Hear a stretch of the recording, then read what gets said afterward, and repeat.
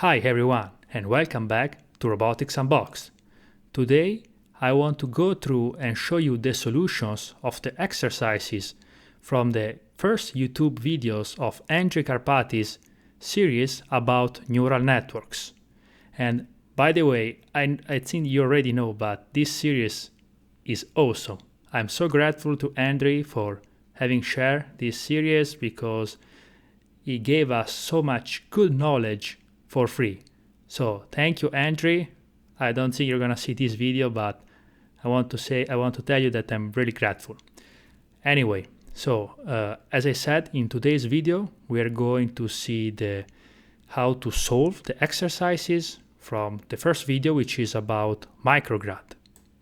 So Micrograd basically is an autograd engine, and which is meant like for educational purposes. Its basic goal is to show how neural networks work, and in particular how backpropagation works. To find out where the exercises are, you just need to scroll down and check into the description section. You'll find a link which sends you to a Jupyter notebook where you can find the exercises from Andrej itself, designed by Andrej itself for you to do. Okay, so let's get started and let's see how to solve the exercises. First section is about derivatives. So as I said, first section is about derivatives, which is pretty standard math concept. If you don't know, to execute a Jupyter notebook cell, you just need to hit Ctrl and Enter. Okay, run anyway. And of course, the first cell you're gonna run, it's gonna take some more time. But as you can see here, we have the results. So basically, in this first cell, we have a function which basically represents a polynomial expression. And this function f is function of three parameters, a, b, c. And as we can see, a is to the power of 3, and then plus the sine of 3 times b, minus 1 divided by c, plus b to the power of 2.5, minus a to the power of 0.5. And here basically just prints what the function returns for these three inputs. By the way, quick suggestion before moving on, I would suggest you to go to File and save a copy of this Jupyter notebook to your drive, because actually this is on Andrej's drive, so you'll not be able to save any change. So let's save a copy in our drive. Okay, so actually this is our copy that we can save by pressing Ctrl S. So the first assignment from Andrej is to compute the gradient of the function f, or in other words, the partial derivatives of f with respect to a, b, and c. So as you can see here, we have a to-do, and basically for this cell we just need to fill out this function here, this Python function here. So first of all, we have to compute the partial derivative with respect to each input, and then return all of them together in a list. Okay, so let's start with the partial derivative of f with respect to dA. How to compute it? So let's check out the definition of the function itself. So to compute the derivative of the function with respect to a, we need to look for where the term a appears. So here and here. And in both cases, we have that a is to the power of something. In this first case, 3, and in the second case, 0.5. So basically, first of all, we have to compute the derivative of minus a to the power of 3. And I don't know if you remember from your calculus class, but the derivative of the power is very simple. So basically we have to take the exponent and take it out from the power, so bring it out. So in this case it's 3 times the original term itself, which is a, to the power of the original exponent minus 1. So in this case 2. However, since we have a minus sign in front of this term, we have to keep it. So this is actually the derivative of the first term. Then, of course, see the sign of 3b, the derivative with respect to a basically is 0. So we should write something like this. But since 0 doesn't count in additions, we will basically avoid to write it. And we can move all the way to the end of the expression, where we have another term which is dependent on a, which is this one, minus a to the power of 0.5. So again, same rule. So since we have a minus, we will keep the minus, and then we will take the exponent from the expression and bring it out. So minus 0.5 times a to the power of 0.5 minus 1. So basically minus 0.5. And this is the partial derivative of f with respect to a. Now, let's compute the partial derivative of f with respect to b. And in this case, the terms that depend on b are simply this one, the sign, and this one, which is b to the power of 2.5. Let's start by the sign. Again, I don't know if you remember from your calculus class, but the derivative of the sign is the cosine. So basically, the derivative of sine of 3 times b is simply the cosine of 3 times b times the derivative inside the sign, which is the derivative of 3 times b, which is simply 3. Then the second term that depends on b is this one, which is b to the power of 2.5. So again, we apply the same rules. So the derivative of this term is the exponent times b, so the expression itself, to the power of the original exponent minus 1, so 1.5. And this was the partial derivative of f with respect to b. Now let's move on and let's compute the partial derivative of f with respect to c, which basically is, we just need to take into account this term because this is the only term that depends on c. And here we can compute the derivative of this term in different ways. So either as like the derivative of a division, but this is not the easiest way. So I think we should consider this to be, so we should rewrite this term.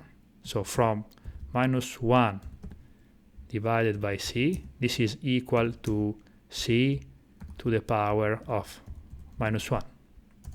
Okay, this is very basic math. Okay, so let's compute the derivative of c minus c to the power of minus 1. So again, we have to bring with us the original minus sign, but since the exponent of this term is negative, negative times negative becomes positive.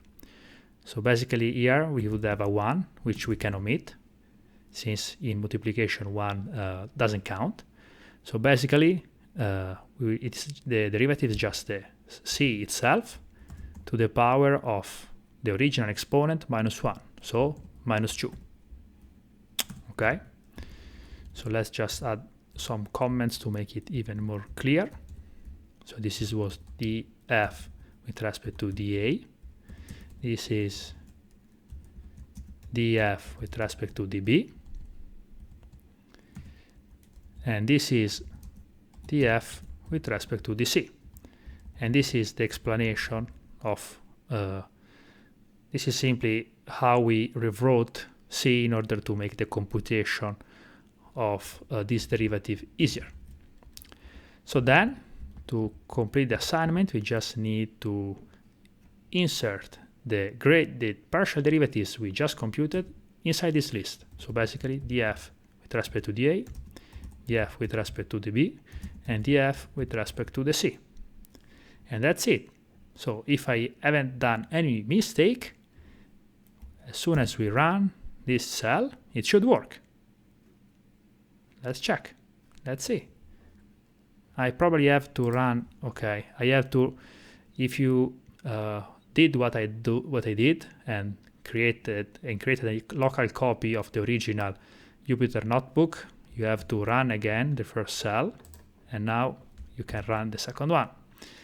And here on the bottom of the page, you can see that what we did was correct, because Andrej added a check on our results.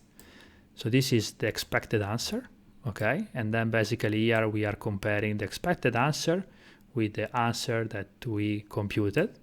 And as you can see, they are very close. They are basically the same. So first assignment completed. Let's move on. Okay, in the second assignment, Andrej asked us to compute the gradient numerically instead of using the formulas of the derivatives that we used in this previous cell. So basically, instead of using the math formulas, we just to reach the same result, but using the, let's say, numerical definition of the gradient. So, and what is this numerical formula? If you just look for derivative on internet, basically the definition of the derivative itself is this one. So the limit for h that goes to 0 of the difference between the function evaluated at x plus h and the function evaluated at x divided by h. So basically this, in other terms, is just the derivative can be viewed as like the slope of a curve at a certain point. So as h gets smaller and smaller, our estimate of the derivative gets closer to the true one. Okay. Basically, what we have to do is the formula we have to implement is this: f of x plus h minus f of x all divided h, where h can be seen as the step used to compute the derivative. Okay, so this is the formula. To do so, my recommendation is to create a function which will compute the derivative using the numerical approach for us, instead of every time computing the derivative manually. So let's define a function, and let's call it gradient. And basically this function needs 3 inputs, which are basically the a, b, c coordinates, okay, at which we want to compute the derivative. So gradient takes 3 inputs, a, b, and c. And again, as we did before, we have to compute the partial derivative with respect to each of the 3 parameters. So basically we have to compute df in the a, df with respect to db, and df with respect to dc. Let's do that. So we said that this is the formula, okay? So basically df with respect to the a is the function evaluated at a plus h, b, and c, minus the function at a, b, and c, all divided h, which is the step size. Okay, just to be sure, I will add parentheses to highlight that all this quantity must be divided by h. But wait, we need to define h. So let's define h, which is the step size. So define step size h. The smaller h is, the closer is our estimate of the true derivative or the true gradient. So we should decide a very small value, like something in the order of 10 to the power of -7. Okay, so very small number. Then we need to do the same for b, but instead of varying the a-axis, we need to vary the b-axis. So basically here we are just from a conceptual point of view, what we are doing here, we are looking what happens to the function when we vary the b coordinate slightly. So basically, in other words, what happens to the function if I move a little bit along the b-axis? Does it increase? Does it decrease? And how much it does that? Okay, this is basically what we are doing here. And of course, this is df with respect to db. And now let's do the same for the partial derivative of f with respect to c. So again, we need to change the c coordinate of the function. Then we just need to return the list made of df with respect to dA, df with respect to dB, and df with respect to dc. And here we just need to call the function gradient, of course evaluated at the coordinates 2, 3, 4. Maybe just to highlight that this is not the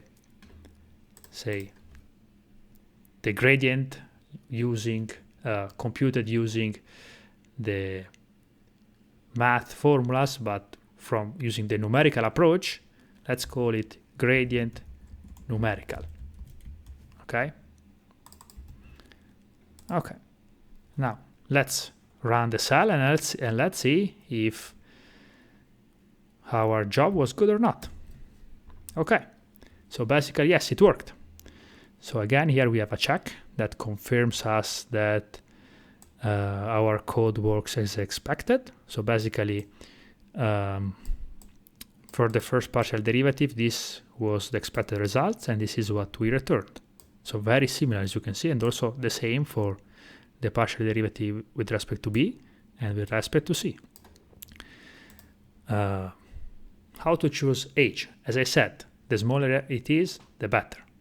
So for example, if we had chosen 10 to the power of -1, which is basically 0.1, okay, in this case, the step was too big and the approximation of the gradient using the numerical approach was not good enough. So, okay, also 10 to the power of -4 was not enough. Let's see, to the power of -6 was enough for the partial derivative with respect to c, but not for the ones with respect to a and b. So 7 looks to be a reasonably good threshold, but of course, again, you should try to use the small possible value you can. Okay, let's move on.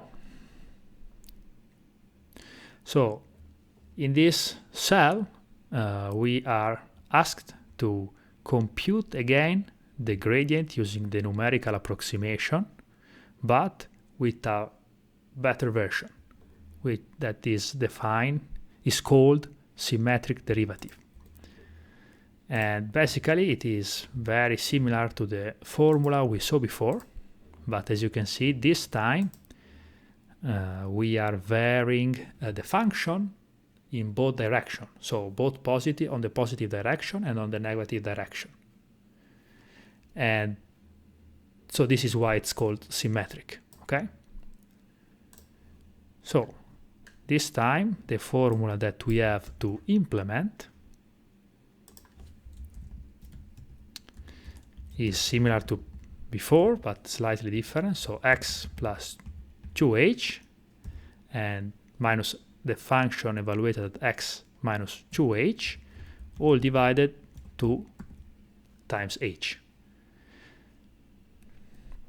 Okay, again, as we did before, let's define a function to compute the derivative numerically.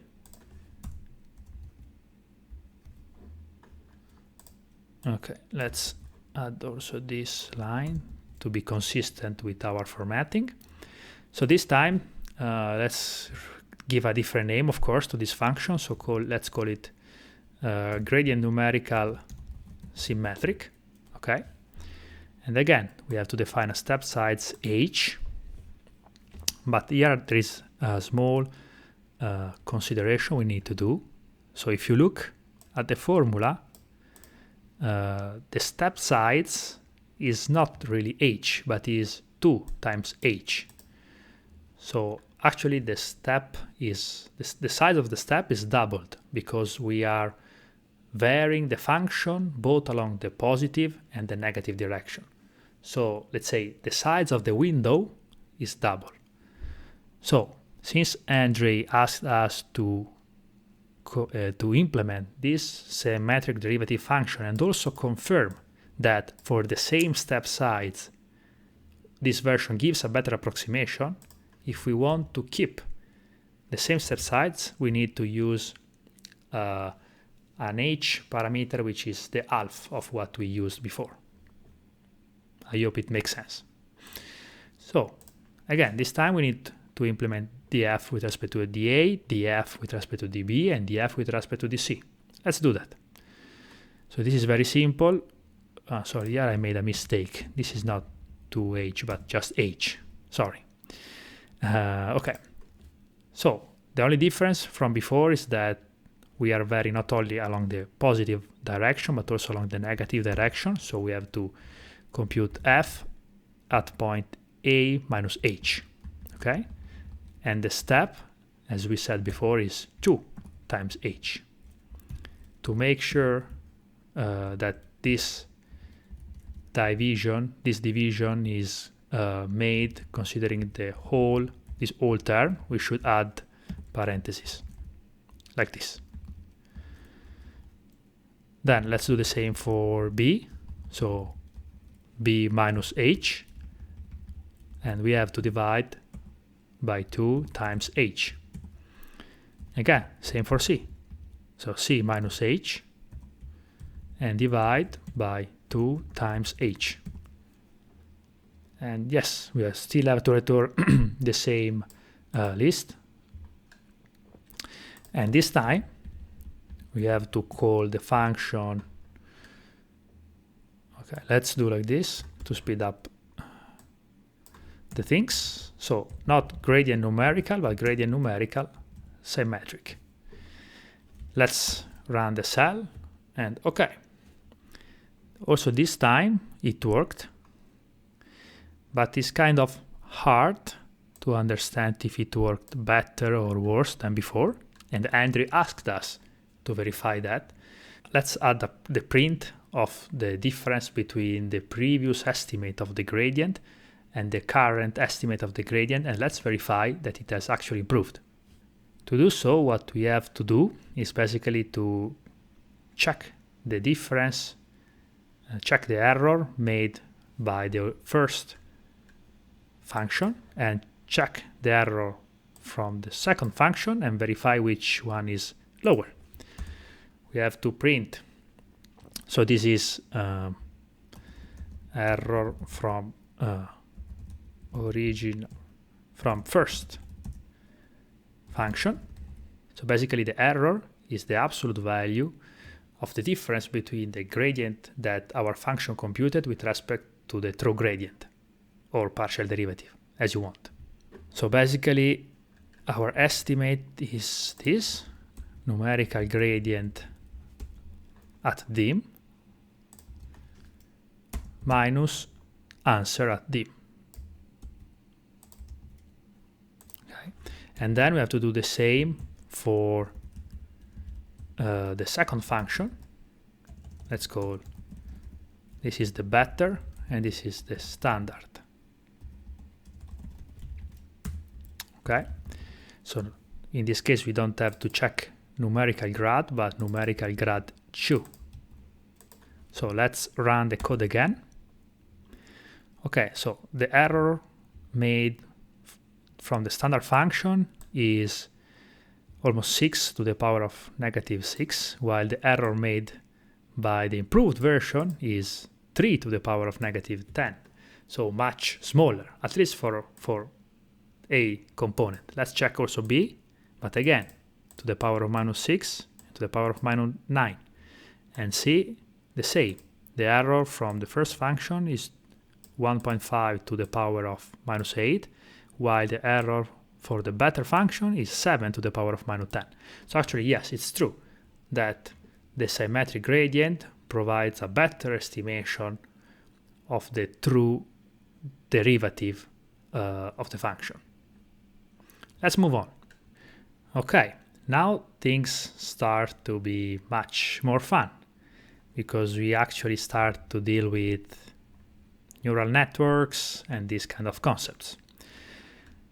So let's skip this cell for a moment and let's focus on this other cell here. And let's see what Andrej asked us to do. So basically, without reference too much, okay, thank you, Andrej, to the video and the code, we have to make sure that this cell works, okay? And he already says us that there are some function that we need to add and to implement for the value object, similar to what he did during his video. Okay, so that's it. So basically here, what's happening here is that we have a Softmax function, which basically compute the probabilities from logits. And here basically, yes, we have some logits that he decided, the value for the logits. And then here we compute the softmax to get the probabilities, and then we compute the loss using the negative log likelihood loss, very often used in classification. And then we compute the backward propagation. We do backward propagation and basically simply print the value of the loss. And then at the end of the cell, of course, here we have the expected outcome, the correct answers, and we will check if our answers are as they should be. So as you can see here, we have the logits are defined as a list of 4 value objects. These value objects are basically instances of the value class that basically is the same class that Andrej implemented in his video tutorial, but here there are some missing functions. So if we try to run this cell, of course it works because there's actually no real code here. This is just like a library. This code doesn't do anything unless defining what the value class is, but no one is using the value class here. But then in this cell, the value class is used, and if we try to run it, we got an error. And this error basically this error refers to this line, and the output says that the value object has no attribute exp. So meaning this error means that the value class doesn't have an exp attribute, which can be either an attribute or, and this is what you have to do, a method. So basically we have to add the exponential function to our value object, because as per now, the value class support only the addition operator, okay? So what we have to do is to add the exponential operator to the value class. And let's do that. Okay, so we need to define a function called exp, which of course needs to take self because this is a method of the class. And so what's the output expected from this function? So let's check, for example, what the addition function does. Basically, the addition function takes 2 input, which is of course the object itself and the other objects that we are using for computing the sum, and then create an output object which is basically defined as the sum, whose value is defined as the sum of the two inputs, and this is the tuple of children, as you can see also from the class init function, and this last term is the operator used to compute this new output value. But this is not all, because we have also to compute for each operator, for each operator we have to compute the backward propagation.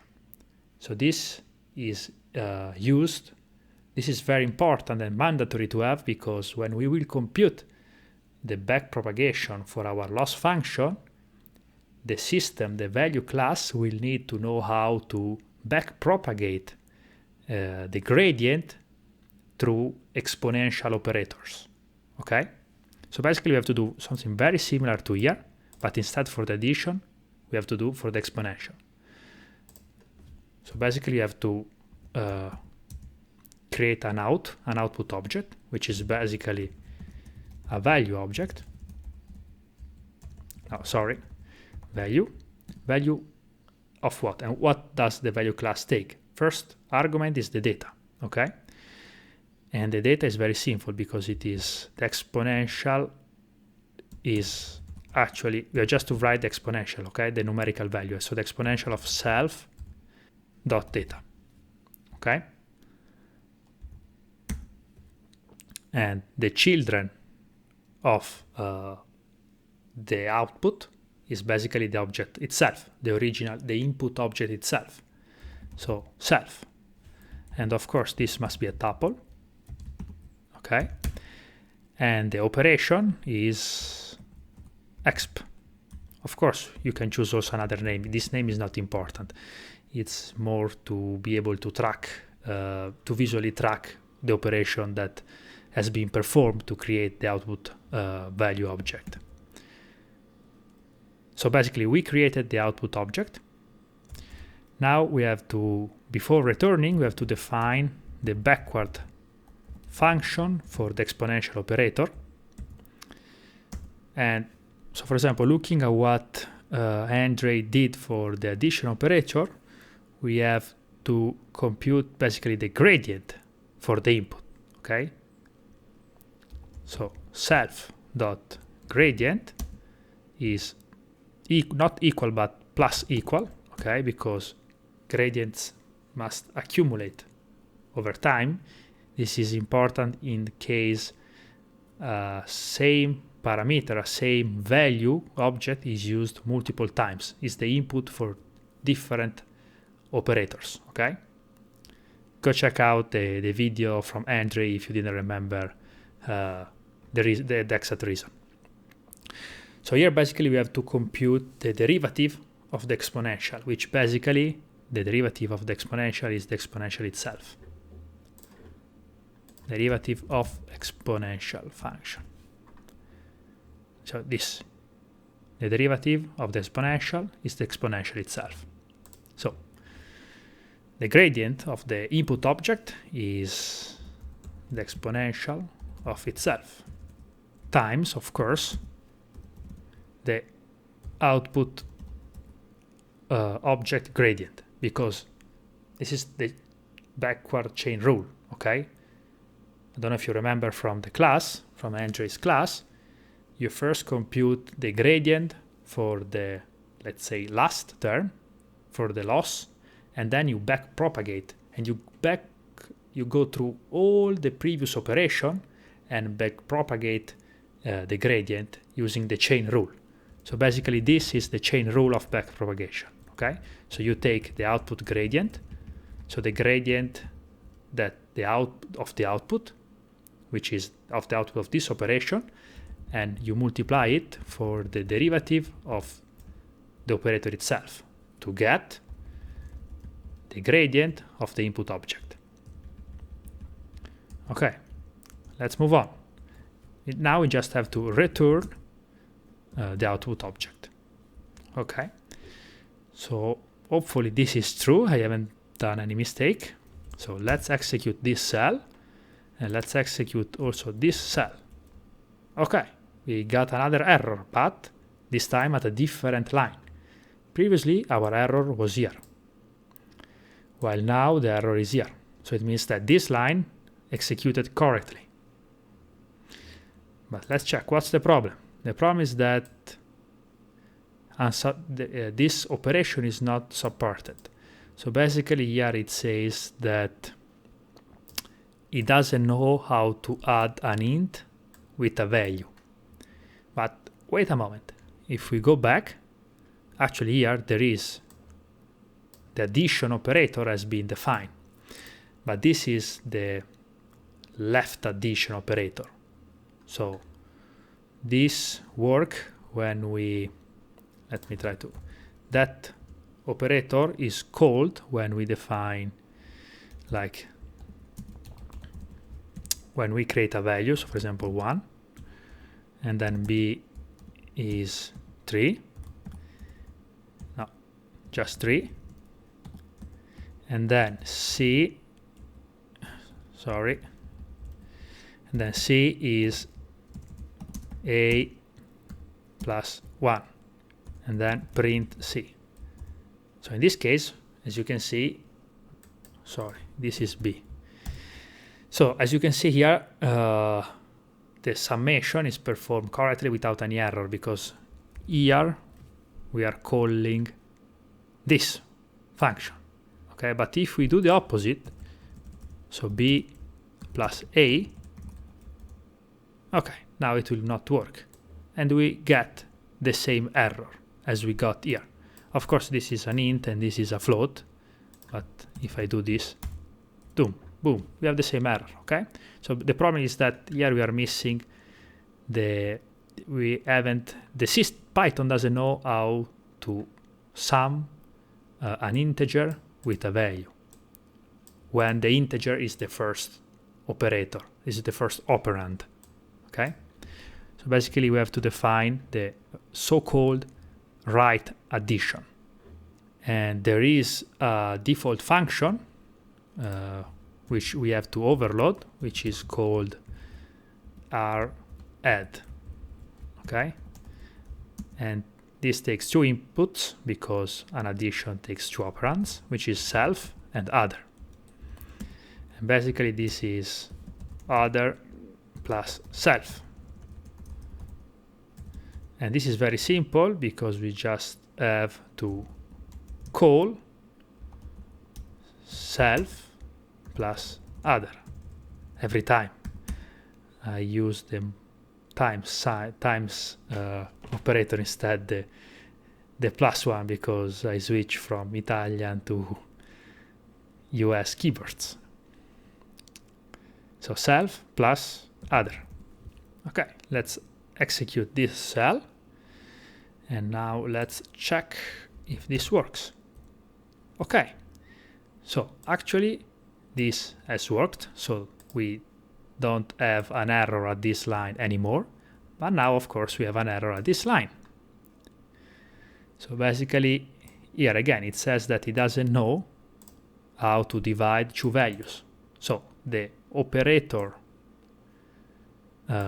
division is not supported.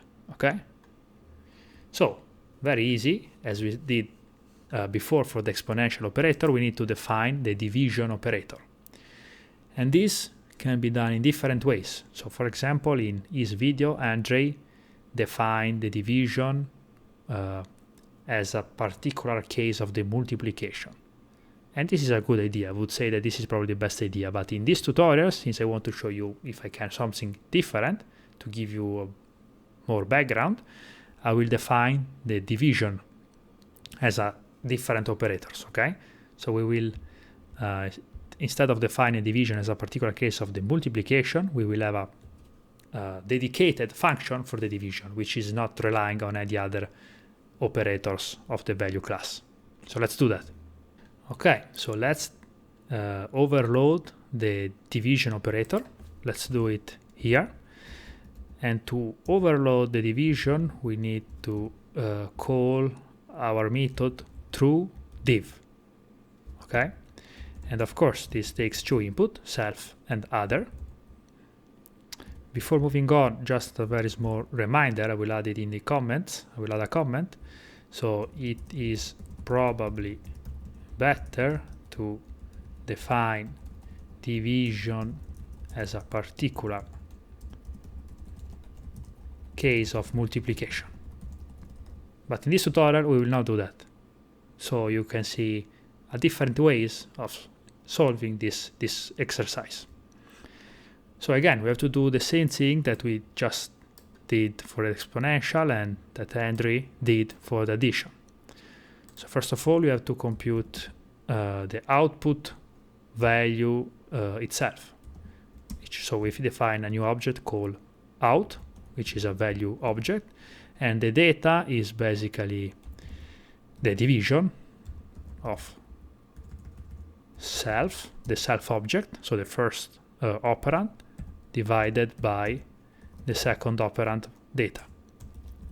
So here we are performing the division between the content, the data contained in the two objects, okay? Then the childrens are, of course, self and other, and the operation is the division. Very easy. So it's always better to check that also other is an instance, is an object of class value. So let's add this line, which basically does exactly that. So it ensures that other is a value object.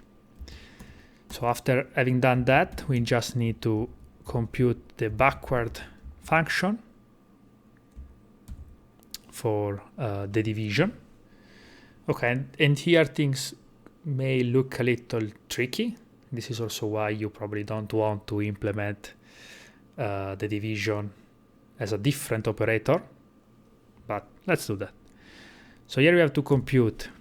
So what we have to do is basically to compute the gradient of the self object,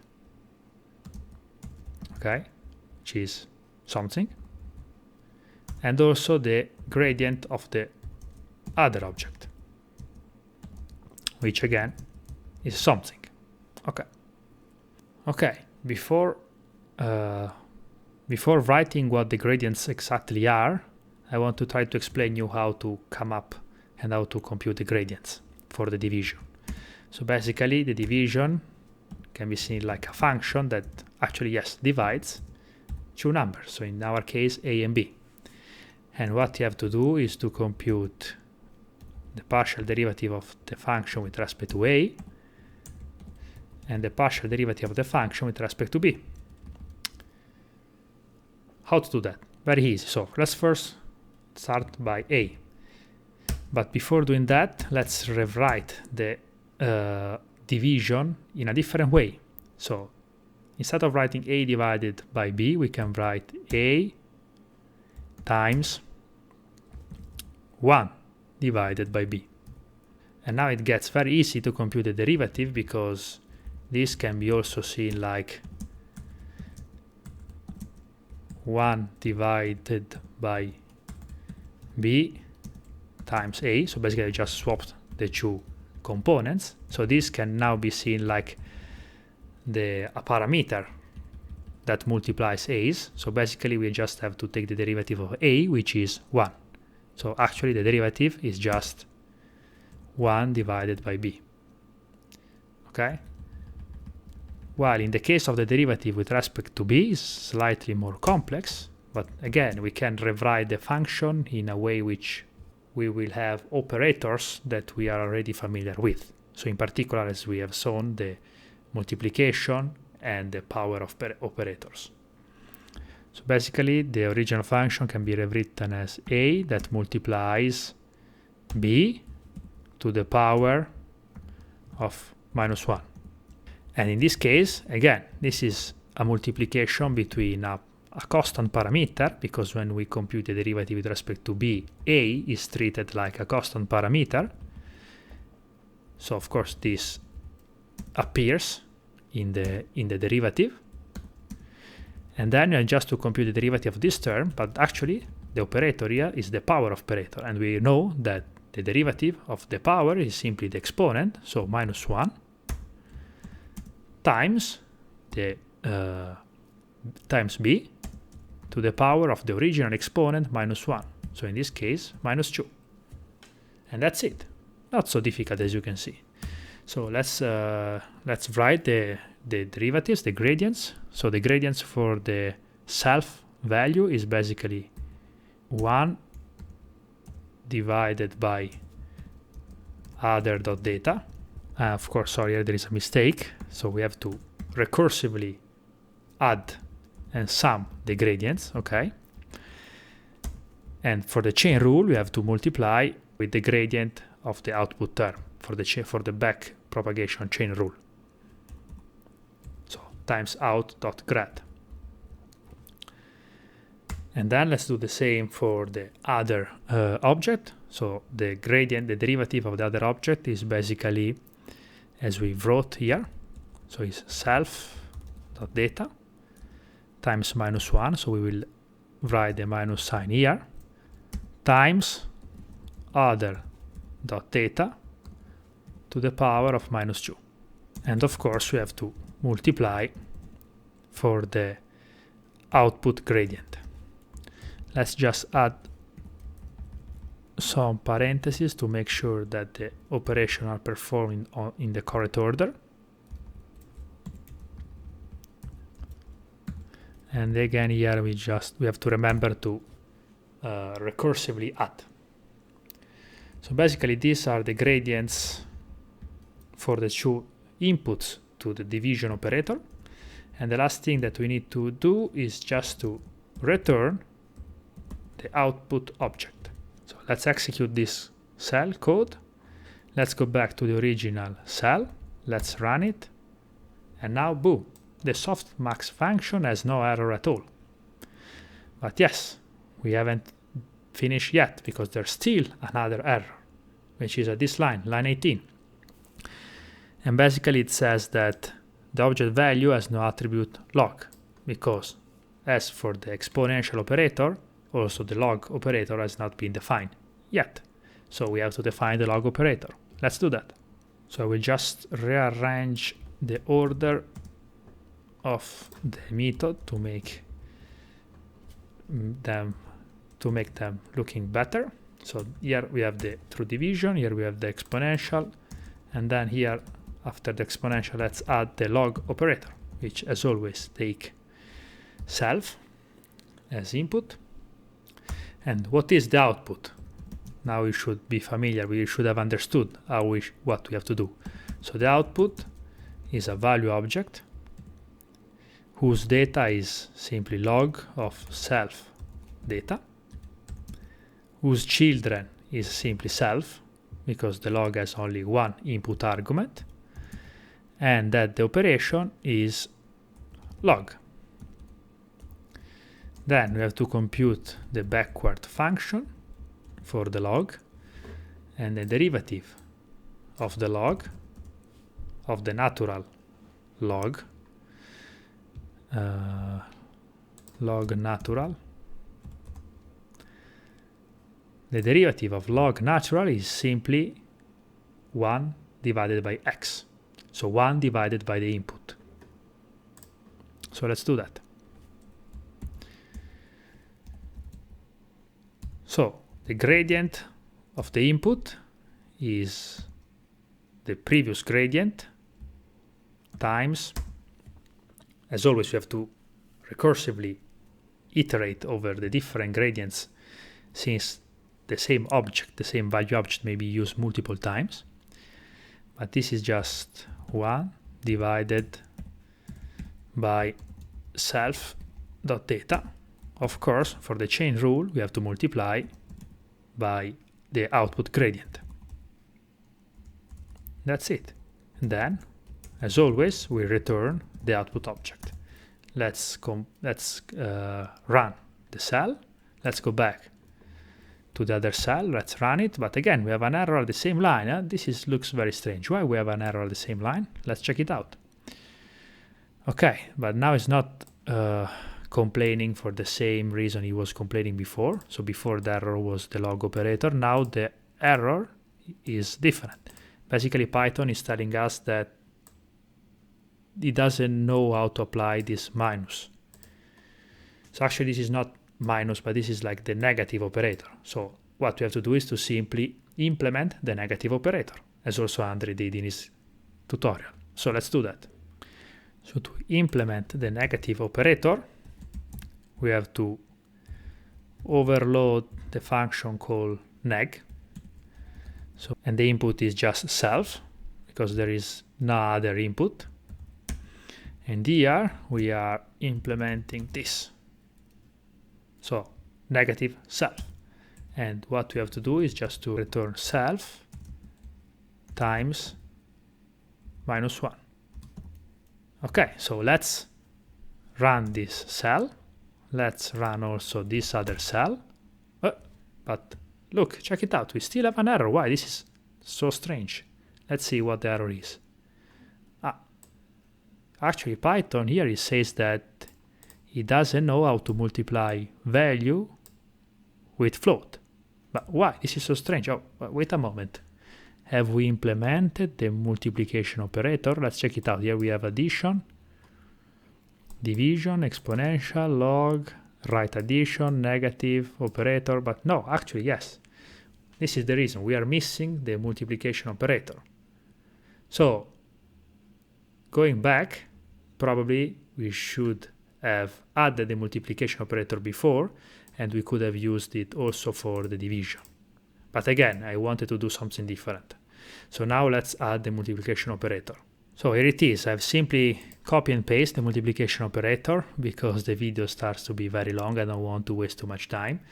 And there's not really much here because this is exactly the same function that also Andrej defined in his video. So basically here we are checking that other is an instance of a value class, and then the output is basically the multiplication of the two input. The children are the two inputs, and the operator is of course the times operator. For the backward function, very easy because the gradient of the two inputs are simply the other term times the gradient of the output. And then we just have to assign the backyard function to the output. Oh, and by the way, I just realized, sorry, this is the mistakes that people do when record videos, that I forgot to do this step for the other function that we have implemented. So sorry for that. So we have to set the backward function for the outputs, for the output object, to be the function that we define for that specific operator. So I have to do this for the division operator, as well as for the exponential operator, as well as for the log operator. Why this didn't raise an error, you may wonder, is because we haven't called backward yet. But we would have had that error here. I hope you understood that. Well, we don't need, of course, for the right addition negative operator because actually they're calling this other function which already have implemented everything. So let's execute this cell and let's execute this cell too. And now no more errors. Woo! Let's celebrate. But before celebrating, let's check that actually what we did is correct. So let's check that we passed all the tests, which it seems we did. So yes. So the partial derivatives, basically, let's say the gradients with respect to the three input values are correct. So 0.04, 0.04, 0.83, 0.83, and so on. So good job. Now we just have to complete the exercise by solving this last step. And in this last step, basically Andrej is asking us to double check that the gradient, the same gradient computed by Pytorch, is exactly the same as the one we compute. So basically the four different partial derivatives, the four different gradients that Andrej and we computed are exactly the same that Torch would compute. So let's do that. First of all, we import Torch, of course, because we want to use Pytorch.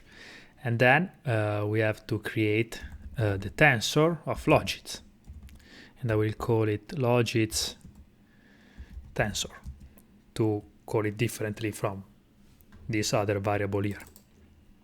Okay, so logit tensor, as the name itself suggests, is actually a Torch tensor object whose components are the exactly same component that we set for the other logits object, but this time we don't use value, rather than we use just a list of number, because then Torch itself will take care of like everything, like constructing the graph and doing the backward step. So we just need to pass a list of values, but of course the data themselves should be the same. So 0.0, 3.0, minus 2.0,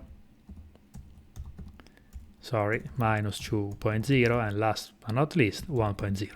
Okay, then we can also print the logit tensor to be sure. Logit tensor. Of course, first time you execute the cell, it will take some time because the notebook has to import the Torch library, and this is our Torch tensor. Good. Let's move on. So let's check again what we did in this step. So basically we created the logits, then we apply a softmax, and then we took the negative log of the probabilities. So first we have to implement this step, but with Torch we don't have actually to implement anything because Torch already provides all these tools. So basically we can compute the tensor, the probability tensor, which is defined as Torch softmax. So we can use the softmax function from Torch library itself, rather than implement by ourselves as we did here. And we have to take the softmax of logits tensor around the dimension. See, here dimension is probably useless because this is a one-dimensional tensor, so actually it has no dimensions at all. But just in case, let's do that. This is a good practice to always specify the dimension along which you want to compute the softmax. So here this is the props tensor. So props, let's print props tensor content. Okay. And then we have to compute the loss, which is defined as the negative log of the probabilities. Okay, so loss tensor is minus probs tensor of 3, because 3 is like the true label, the true output of this input example. So we should take the probability at 3 and apply a log to that probability. So let's do like we did before. And again, let's print the content just to check that the result makes sense. So this is the loss tensor. Let's print it. The loss is 2.44. Now, next step is basically to do the backward step, but this time using the Pytorch library. So loss tensor, sorry, not loss underscore tensor dot backward. Okay, we got an error. Okay, because basically it says that there is no tensor for which computing the gradient, because actually we forgot to set the requires gradient to true here. Okay, now it worked. Now let's just double check that the gradient of the logits, of the input logits computed by the Torch library is actually the same as the one that we computed. So basically here, as you can see, we are printing the gradients of the input logits. So basically we have to do the same here, but this time the gradients have been computed by Pytorch. So to do that, we just have to do gradients of the logits is basically logits tensor dot grad, and these are the gradients of the logits with respect to the loss. Okay, there is an error, sorry, this should be -2, so let me check again. 0 0 3 3 -2 -2 1 1. Okay, let's run again. Okay, this time looks better because here it was 0.041 and here is 0.041, 0.839, 839, 0.0056, 0057, and minus 0.886, 886. So actually, yes, the gradients computed by Torch are exactly the same as the gradients that we computed. So basically, it works. Our value class works. And that's good, but of course, in general, you should use Pytorch and not the value class that that Andrej implemented, because of course Torch is optimized for this kind of tasks. So you should always use Torch for production code. But I think that this exercise was very useful to get familiar with neural networks and backpropagation, which is a big topic in neural networks. I hope you guys enjoyed this video. Sorry if sometimes I made some mistakes, and sorry if my English is not maybe as good as I wished. I'm trying to get better and better. Hope you appreciate it, guys. And please, if you like the video, let me know. Consider subscribing if you want to be updated and if you want to follow also the next videos, because I'm going to provide you the solution for the exercise also for the others videos from the Andrej's YouTube series. So don't forget to subscribe to stay connected and updated for the future videos. Again, guys, that was all for today. Thank you very much for following. Hit the like button and I'll see you in the next video. See you.